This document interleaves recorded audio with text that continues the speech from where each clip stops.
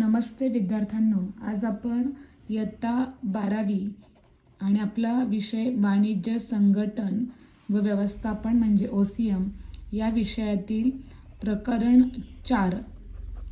4चं नाव आहे व्यवसाय सेवा। या प्रकरणातील आपण फरक स्पष्ट करा हा अभ्यास करणार आहोत आणि विशेष म्हणजे या प्रकरणाला एकूण 27 मार्क आहेत। पैकी 20 मार्काचे प्रश्न आपण बोर्डाला सोडवणार आहोत। म्हणजे आपल्याला हे प्रकरण पासिंगसाठी आणि स्कोरिंगसाठी दोन्हीसाठी खूप महत्त्वाचं आहे आणि एकूण मार्क विचारात घेता या प्रकरणावर एक तरी फरक हा हमखास दिलाच जातो। तर आपण प्रकरण 4 मध्ये आपल्याला 3 फरकांचा अभ्यास करायचा आहे। त्यातला पहिला फरक आपण विम्याच्या प्रकारामध्ये जीवन विमा, ज्याला आपण आयुर्विमा म्हणतो, अग्नि विमा आणि सागरी विमा। तुम्हाला फरक विचारताना जीवन विमा किंवा अग्नि विमा विचारतील किंवा अग्नि विमा सागरी विमा विचारतील किंवा जीवन विमा आणि सागरी विमा हा फरक विचारतील।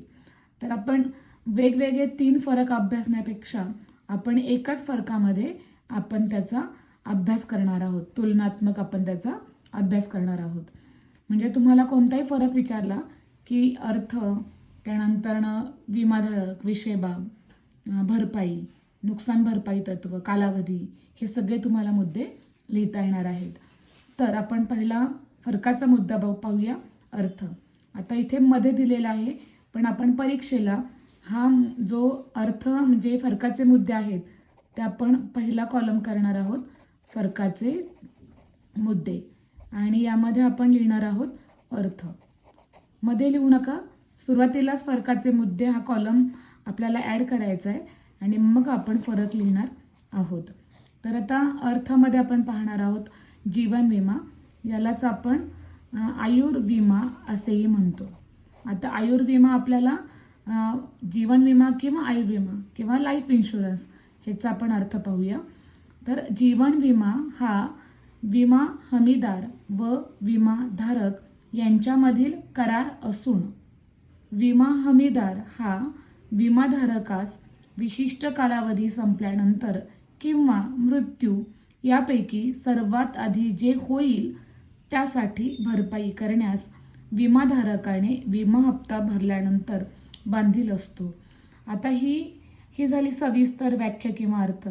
तर आपल्याला सोप्यात सोपं कसं लिहिणार आहे की जीवन विमा हा विमेदार आपल्या आयुष्यासंबंधी असणारे आजारपण किंवा मृत्यू यापैकी सर्वात आधी जे होईल त्यासाठी आपल्याला एक भरपाई म्हणून विमा हप्ता भरल्यानंतर त्या बदल्यात विमा कंपनी आपल्याला त्या संकटांपासून, जोखमीपासून संरक्षण देत असते। ही झाली आयुर्विम्याची अर्थ किंवा व्याख्या। आता आपण अग्निविम्याचा अर्थ पाहणार आहोत।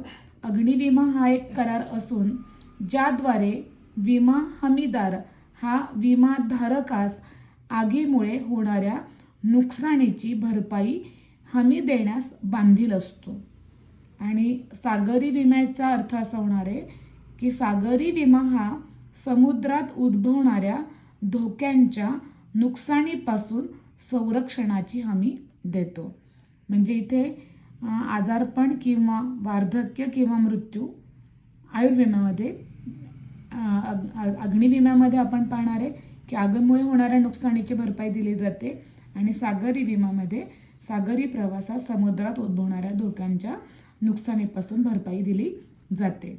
आता अर्थानंतर आपण पुढचा फरकाचा मुद्दा घेणार आहोत, तो आहे विमाधारक। आता इथे आपण कॉलम परत एकदा लिहून घेऊया। इथे पहिला कॉलम आहे जीवन विमा, म्हणजे आपल्याला ते कन्फ्युजन होणार नाही। इथे दुसरा आहे अग्नि विमा आणि तिसरा फरकाचा कॉलम आहे सागरी विमा। आता इथे विमाधारकमध्ये जीवन विम्यामध्ये जीवन विमा हा विमादार स्वतःसाठी अथवा कुटुंबासाठी घेतला जातो।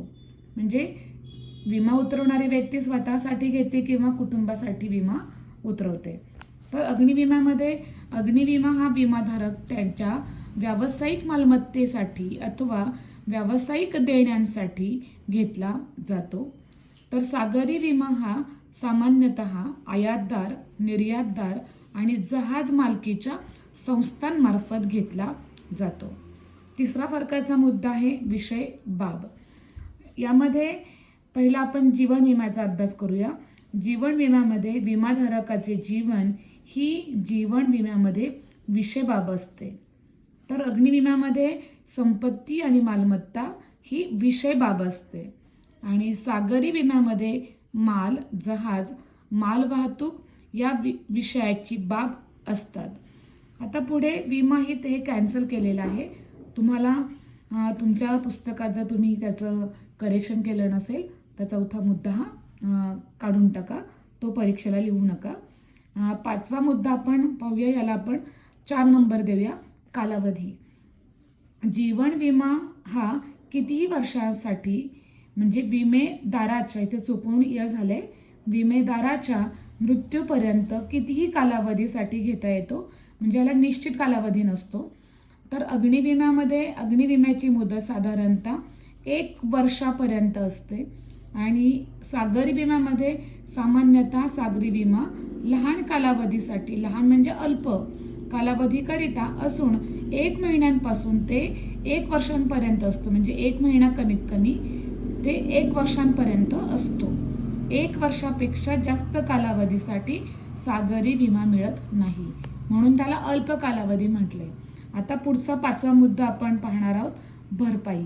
नेहमीचा विद्यार्थ्यांचा प्रश्न की फरकाला किती मुद्दे लिहायचे, तर फरकाला 4 मार्कांसाठी 4, परंतु आपण आपल्या भाषेची शुद्धता किंवा आपलं लिखाणाची शुद्धता यासाठी आपण 2 मुद्दे जास्तीचे लिहिणार आहोत. आता आपण इथे पाहणार आहोत 5वा मुद्दा, भरपाई. इथे जीवन विम्यामध्ये भरपाई ही मृत्यू पश्चात अथवा विशिष्ट मुदतीपर्यंत यापैकी आधी जे होईल तेव्हा मिळते. अग्निविम्यामध्ये भरपाई पाहिजे. विमा कालावधीत आगीमुळे नुकसान झाल्यासच भरपाई मिळते, हे जास्त महत्त्वाचं आहे. आणि सागरी विम्यामध्ये विमा कालावधीत सागरी धोक्यांमुळे नुकसान झाल्यासच भरपाई मिळते. आता आपण 6वा मुद्दा पाहूया, नुकसान भरपाईचे तत्व. जीवन विम्यामध्ये जीवन विम्यासाठी नुकसान भरपाईचे तत्व लागू नाही. हे वाक्य तुम्हाला कारण स्पष्ट करा किंवा बरोबर चूक यामध्ये विचारलं जातं. जीवन विम्यासाठी किंवा रिकाम्या जागा भरासाठी सुद्धा विचारलं जातो. जीवन विम्यासाठी नुकसान भरपाईचे तत्व लागू नाही, कारण मानवी जीवनाची किंमत किंवा मूल्य पैशामध्ये होऊ शकत नाही. आपण नुकसान झाल्यास आपलं किती नुकसान झालं आहे हे पैशात सांगू शकत नाही, म्हणून जीवन विम्याला नुकसान भरपाई तत्व लागू नाही. बऱ्याच वेळा अनेक प्रश्नांमध्ये याच्यावर प्रश्न विचारला जातो. तर अग्निविम्यामध्ये पाहायचंय, अग्निविम्यासाठी नुकसान भरपाईचे तत्व लागू पडते, कारण सदरच्या नुकसान भरपाईमुळे विमाधारक नुकसान होण्यापूर्वीच्या आर्थिक परिस्थितीत परत येऊ शकतो. आणि सागरी विम्यामध्ये सागरी विम्यासाठी नुकसान भरपाईचे तत्व लागू होते. सदरच्या नुकसान भरपाईमुळे विमाधारक नुकसान होण्यापूर्वीच्या आर्थिक परिस्थितीमध्ये परत येऊ शकतो.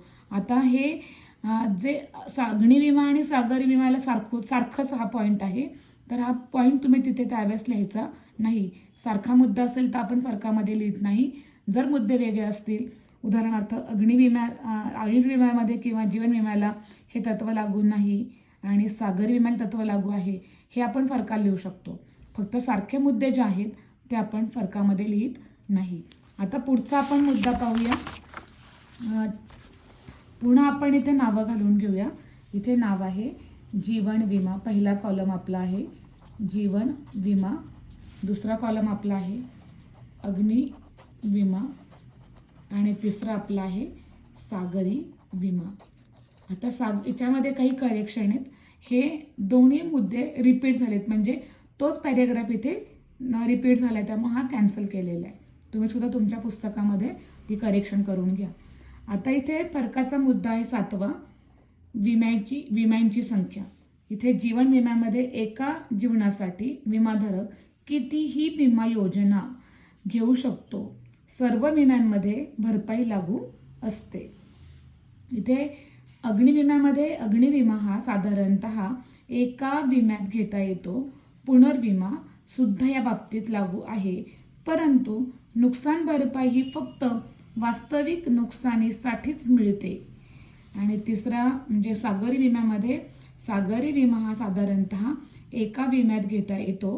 पुनर्विमा सुद्धा या बाबतीत लागू आहे, परंतु नुकसान भरपाई ही फक्त वास्तविक नुकसानीसाठीच मिळते. पुन्हा अग्निविमा आणि सागरी विम्याला हा मुद्दा समान आहे, परंतु जीवन विमा आणि अग्निविमा सागर विम्यामध्ये इथे फरक आहे. त्यामुळं यामध्ये तुम्ही फरक लिहू शकता. अग्निविमा आणि जीवन विमा विचारला असेल तर, परंतु अग्निविमा आणि सागरी विम्यामध्ये हा फरक लिहायचा नाही, कारण हे मुद्दे समान आहेत. पुढचं आपण लिहिणार आहोत लाभार्थी. ह्याला आपण 8 नंबर देऊया. लाभार्थी जीवन विम्यामध्ये लाभार्थी हा विमादार हयात असल्यास स्वतः अथवा निर्देशित व्यक्ती अथवा कायदेशीर वारसदार असतो. तर अग्निविम्यामध्ये लाभार्थी हा वस्तूंचा अथवा मालमत्तेचे विमा घेणारा विमादार असतो. आणि सागरी विम्यामध्ये लाभार्थी हा विमादार व्यक्ती अथवा संस्था असू शकतो. आणि इथे 9वा मुद्दा शेवटचा, विम्याचे समर्पण. तर जीवन विम्यामध्ये काही अटींच्या अधीन राहून विम्याचे समर्पण करता येते आणि अग्निविम्यामध्ये विम्याचे समर्पण होत नाही. आणि पुन्हा एकदा सागरी विम्यामध्ये विम्याचे समर्पण होत नाही. पुन्हा हे 2 मुद्दे सारखेच आहेत. आणि इथे आपण जीवन विमा आणि अग्निविम्यामध्ये हा मुद्दा आपण इथे लिहू शकतो. मी परत एकदा सूचना सांगते विद्यार्थ्यांनो, नीट ऐका. सारखे मुद्दे असतील तर फरकात लिहायचे नाहीत. वेगळे मुद्दे असतील, विरोधी मुद्दे असतील तर आपण फरकामध्ये ते लिहू शकतो. हा झाला पहिला फरक आपला प्रकरण 4 मधील. आता प्रकरण 4 मधील दुसरा फरक आपण पाहणार आहोत. म्हणजे खात्यांचे प्रकार आहेत. चालू खाते ज्याला आपण करंट अकाउंट म्हणतो, बचत खाते ज्याला आपण सेव्हिंग अकाउंट म्हणतो, आणि मुदत ठेव म्हणजे फिक्स डिपॉझिट किंवा FD असं आपण ज्याला म्हणतो. आता पहिला आपण पाहणार आहोत अर्थ. नेहमी आपण फरकाचा पहिला मुद्दा हा अर्थ किंवा व्याख्येनं सुरुवात करतो. आता चालू खात्याची व्याख्या अशी आहे, अर्थ असा आहे, चालू खाते हे व्यावसायिक संस्था, इथे मी अंडरलाईन करते, तुम्हाला शब्दसमूहामध्ये विचारला जातो, आणि कंपन्या यांच्या मार्फत नियमित बँक व्यवहारासाठी चालविले जाते. बचत खाते म्हणजे बचत करण्यासाठी पगारदार किंवा वेतन घेणाऱ्या अथवा निश्चित उत्पन्न मिळविणाऱ्यांकडून उघडले जाणारे खाते होय. आणि तिसरं आहे निश्चित रक्कम म्हणजे मुदत ठेव खात्याची व्याख्या अशी आहे, निश्चित रक्कम ठराविक कालावधीसाठी निश्चित व्याजदरावर ज्या खात्यामध्ये गुंतविले जाते त्यास मुदत ठेव खाते असे म्हणतात. म्हणजे जे अर्थ आहे चालू खात्याचा, बचत खात्याचा आणि मुदत ठेव खात्याचा, हे तुम्हाला 1 मार्कासाठी शब्दसमूहामध्ये विचारला जातो. आता अर्थानंतर आपण दुसरा पाहणार आहोत मुद्दा, पैसे काढण्याची सुविधा. आपल्या सहज लक्षात यावं म्हणून इथे मी नावं लिहिते. पहिला कॉलम आहे चालू खाते, दुसरा कॉलम जो आहे त्याचं नाव आहे बचत खाते, आणि तिसरा जो कॉलम आहे त्याला मुदत ठेव खाते. म्हणजे आपल्या लक्षात येईल. पैसे काढण्याची सुविधा. चालू खात्यामध्ये धनादेशाद्वारे या खात्यातून पैसे काढता येतात, म्हणजे चेकबुकद्वारे, धनादेशाद्वारे, चेकद्वारे. तर बचत खात्यामधून धनादेशाद्वारे किंवा पैसे काढण्याच्या दस्ताद्वारे पैसे काढता येतात, ज्याला आपण विड्रॉल सुद्धा म्हणू शकतो. आणि तिसरं आहे सामान्यतः म्हणजे मुदत ठेव खात्यातून सामान्यतः मुदतीपूर्वी पैसे काढण्यास मुभा म्हणजे स्वातंत्र्य नसते. पैसे काढल्यास कमी दराने व्याज दिले जाते, म्हणजे इथे व्याजदर कमी केला जातो जर मुदतीपूर्वी पैसे काढले तरच. तिसरा मुद्दा आहे सुविधा किंवा महत्त्वाचे दस्तऐवज किंवा सुविधा ज्याला म्हणतो आपण. तर चालू खात्यासाठी खाते पुस्तक, धनादेश पुस्तक, खात्याचा गोषवारा आणि पैसे भरण्यासाठीचे दस्त या सुविधा दिल्या जातात. तर बचत खात्यामध्ये बचत खात्यावर सामान्यतः खाते पुस्तक, धनादेश पुस्तक, खाते गोषवारा सुविधा मिळतात. आणि मुदत ठेव खात्यामध्ये मुदत ठेव खातेदारांना मुदत ठेव पावती दिली जाते. पुढचा 4था फरक आहे योग्यता. चालू खात्यामध्ये व्यापारी म्हणजे कोणाला हे खातं योग्य आहे, तर व्यापारी, छोटे विक्रेते, व्यावसायिक आणि संस्था इत्यादींसाठी चालू खाते योग्य आहे. आणि आता इथे पाहणार आपण बचत खाते. निश्चित उत्पन्न मिळविणाऱ्यांसाठी हे बचत खाते योग्य आहे. आणि मुदत ठेव खाते हे ठराविक काळासाठी अधिकची म्हणजे जास्तीची रक्कम असणाऱ्यांकडून योग्य आहे, त्यांना ते खातं अतिशय योग्य आहे. ज्यांच्याकडे जास्त पैसे आहेत ते मुदत ठेव खाते उघडू शकतात. आता 5वा मुद्दा पाहणार आपण निर्बंध म्हणजे अटी. तर चालू खात्यामध्ये निश्चित रक्कम असेपर्यंत कुठल्याही व्यवहारांवर मर्यादा नाही. तर बचत खात्यावर पैसे काढण्यासाठी काही निर्बंध अटी असतात आणि मुदत ठेव खात्यावर विशिष्ट मुदतीनंतरच म्हणजे मुदत संपल्यानंतरच पैसे काढण्याचे निर्बंध असतात, म्हणजे बंधनं असतात किंवा सूट असते. इथे आपण 6वा मुद्दा घेणार आहोत, व्याजदर. तर पहिला आहे चालू खातेमध्ये. चालू खातेदाराला कुठल्याही प्रकारचे व्याज देय नसते, त्यांना कुठलेही व्याज दिलं जात नाही. तर बचत खात्यामध्ये कमी व्याजदराने बचत खात्यावर व्याज दिले जाते. इथे आपला आत्ताचा जो आहे व्याजदराचा तो डेली रिड्युसिंग 3% आहे, 3% आहे. आणि इथे मुदत ठेव खात्यामध्ये जास्त कालावधी जास्त व्याजदर, म्हणजे हे एक प्रमाण असतं. जेवढा कालावधी जास्त तेवढा व्याजदर हा बँकेंना तुलनात्मक जास्त असतो. या तत्वानुसार व्याज मुदत ठेवीदाराला मिळते. इथे खाते प्रकार जो आहे तो मी मुद्दामून डिलीट केला आहे, कारण इथे आपल्याला बऱ्याच वेळा समान मुद्दे येतात. म्हणून सामान्यतः चालू खाते निरंतर चालविले जाते, बचत खाते सामान्यतः निरंतर चालवले जाते आणि ठराविक कालावधीसाठी मुदत ठेव खाते असते. नूतनीकरण केल्यास मुदत वाढविता येते. म्हणजे समान मुद्दा आहे म्हणून तो लिहायचा नाही. पुढचा आहे सुविधा. आता सुविधामध्ये चालू खात्यावर उचलेची अग्रिम सुविधा म्हणजे त्याला आपण ॲडव्हान्स म्हणतो दिली जाते. तर बचत खात्यावर इथे ॲडव्हान्स किंवा ओव्हरड्राफ्ट अधिविकर्ष म्हणजे अग्रिम सुविधा मिळत नाही.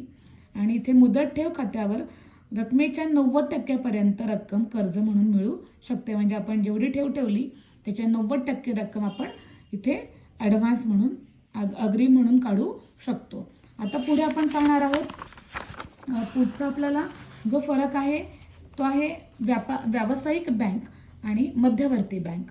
याच्यावरही फरक विचारला जातो. तर पहिला व्यावसायिक बँका आणि मध्यवर्ती बँकेचा आपण कार्याचा अभ्यास करूया. तर व्यावसायिक बँकांचे प्रमुख कार्य म्हणजे लोकांकडून ठेवी स्वीकारणे आणि उद्योग व इतरांना कर्ज पुरवठा करणे.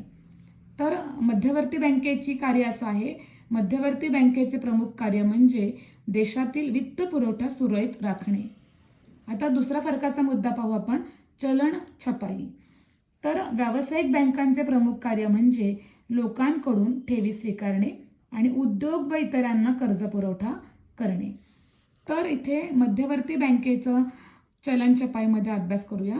मध्यवर्ती बँकेमध्ये चलन छपाईची प्रमुख जबाबदारी ही मध्यवर्ती बँकेची असते. आता तिसरा आपण मुद्दा पाहूया, ठेवी स्वीकृती.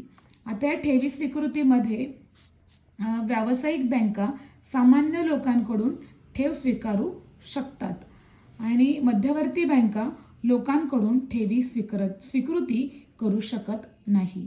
आता इथे सगळ्यात महत्त्वाचा मुद्दा आपण पुढचा पाहूया, चौथा, कर्ज पुरवठा. व्यावसायिक बँका उद्योगांना आणि वाणिज्याला मागणीनुसार कर्ज पुरवठा करतात. तर मध्यवर्ती बँक देशातील बँका आणि वित्तीय संस्थांना कर्ज पुरवठा करते. आता पुढचा आपण मुद्दा पाहूया, कर्ज पुरवठ्यानंतर मालकी. मालकीमध्ये व्यावसायिक बँका या खाजगी आणि सरकारी मालकीच्या असतात.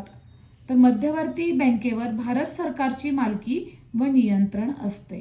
इथे तुम्हाला रिकाम्या जागा भरामध्ये सुद्धा प्रश्न विचारला जाऊ शकतो. 6वा आहे बँकांची संख्या. भारतामध्ये विविध व्यावसायिक बँका कार्यरत आहेत आणि मध्यवर्ती बँकेमध्ये भारतात एकच मध्यवर्ती बँक आहे, भारतीय रिझर्व्ह बँक. ही भारतातील मध्यवर्ती बँक आहे. रिकाम्या जागा भरा किंवा शब्दसमूहामध्ये किंवा जोड्या लावामध्ये तुम्हाला याच्यावर प्रश्न विचारला जातो. 7वा मुद्दा आहे वित्तीय धोरण. इथे व्यावसायिक बँका कुठल्याही प्रकारचे वित्तीय धोरण ठरवत नाही.